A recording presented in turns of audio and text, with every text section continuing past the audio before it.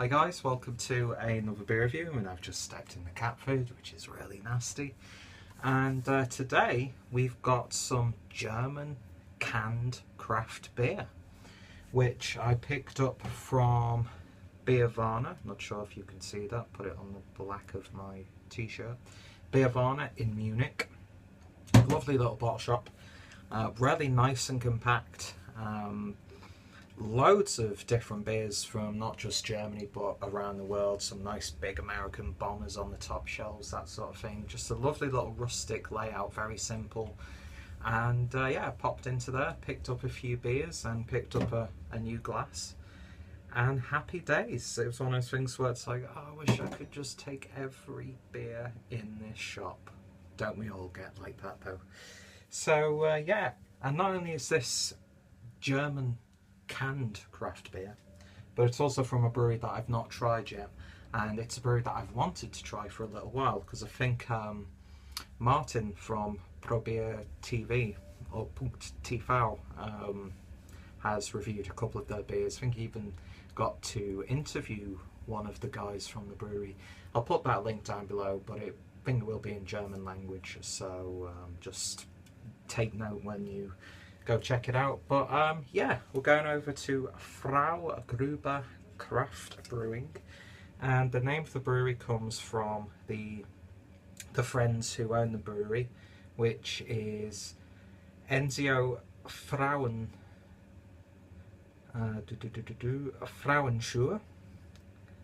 and Matthias Gruber. So very clever wordplay there. And yeah, simple can with a wraparound label. Lovely looking label, nice metallic effect. I love that pattern there.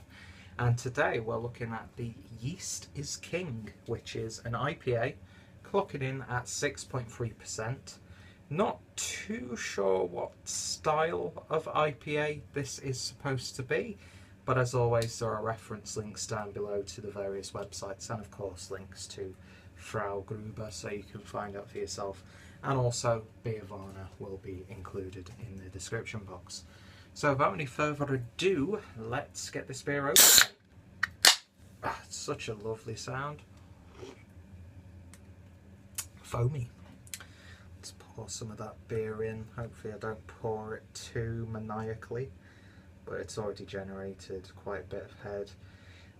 It's probably because I picked this beer up earlier today and I was sat on the floor in the train, so it might have unsettled it a little bit. But yeah, look at that.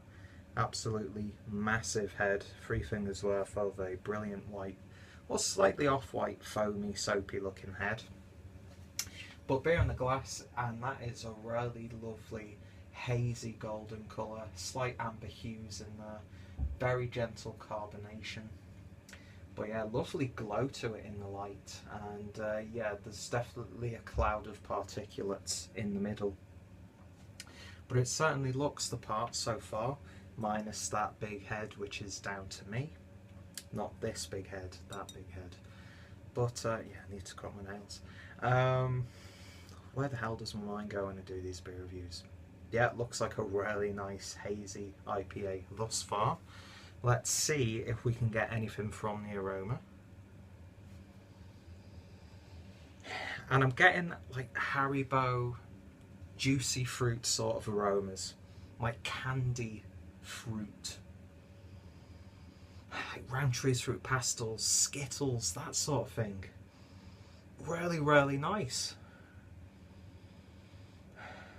Like lovely blackcurrant berry, that sort of aroma to it. I mean, I'm listing all these like Haribo sweets, which are, I think they're all pretty much synthetic. I don't know if they use real fruit juice or not, but this doesn't have that like synthetic flavouring aroma to it. It's just got that, it just reminds you of it, and that lovely fruity hop character.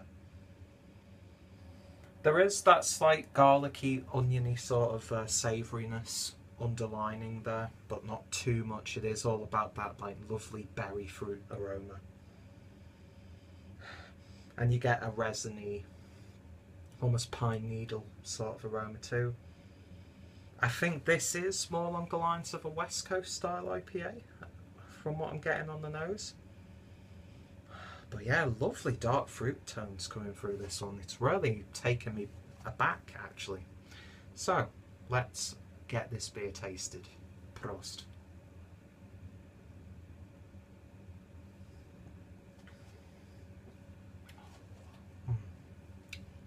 That's a lovely, mellow, fruits of the forest sort of beer there. It tastes a bit darker than what it is, but it's not going into black IPA territory. But yeah, lovely berry notes, blackberries, that sort of thing.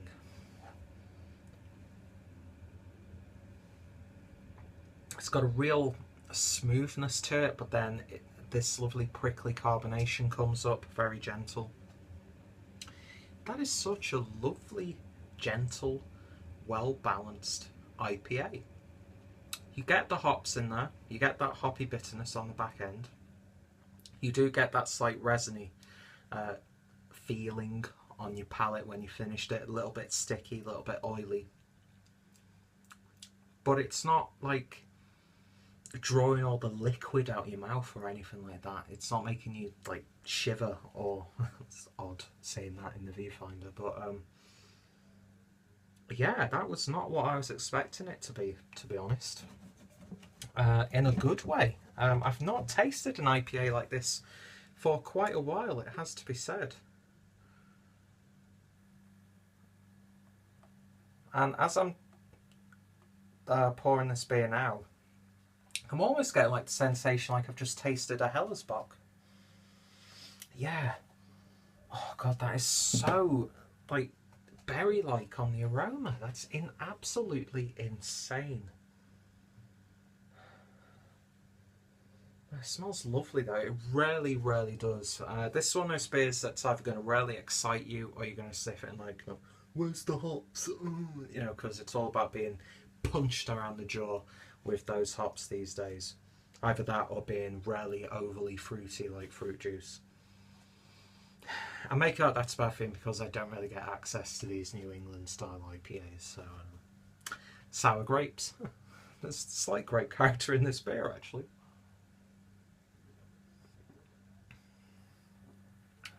Bitterness has picked up a bit now that I've put it in there. Almost reminds me of the VIPA from Siren, which was the Vimto inspired IPA. It's got that like Ribena blackberry sort of flavour to it. I'm not sure what the German equivalent of Ribena would be, because I've not really drank that stuff for quite a while, to be honest. I've replaced the sodas and the like carbonated fruit juices with beer because it's so much better for you than that stuff. But yeah, this is lovely.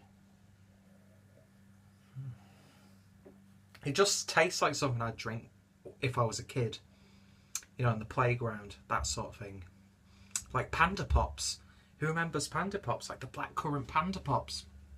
It's blackcurrant, blackcurrant, blackcurrant for me. And I love it. I think it's a lovely beer. Yeah, I'm very, very pleasantly surprised by this one. Yeast is king though. I'm not too sure what I'm getting in terms of a yeast character. It's not really heavy like I find some really yeast forward beers to be. So let's just pour it all in there. Oh, you know what? I'm well impressed with this one, guys. Really, really am. Look at that beer. Beautiful stuff. Let's have another taste.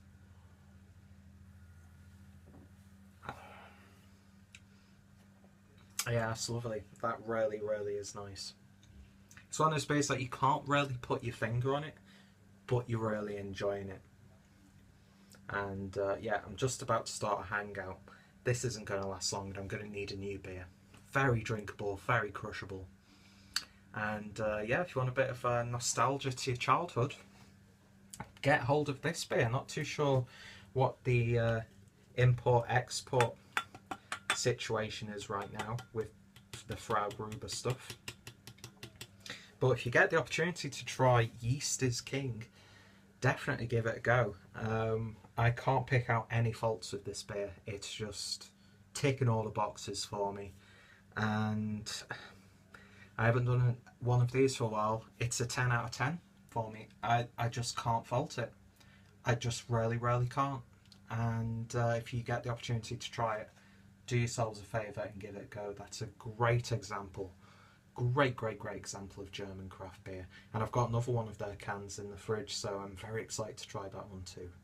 So it's a 10 out of 10 on the Clueless Drinker. If you've tried this beer, as always, let me know your thoughts and opinions in the comments down below.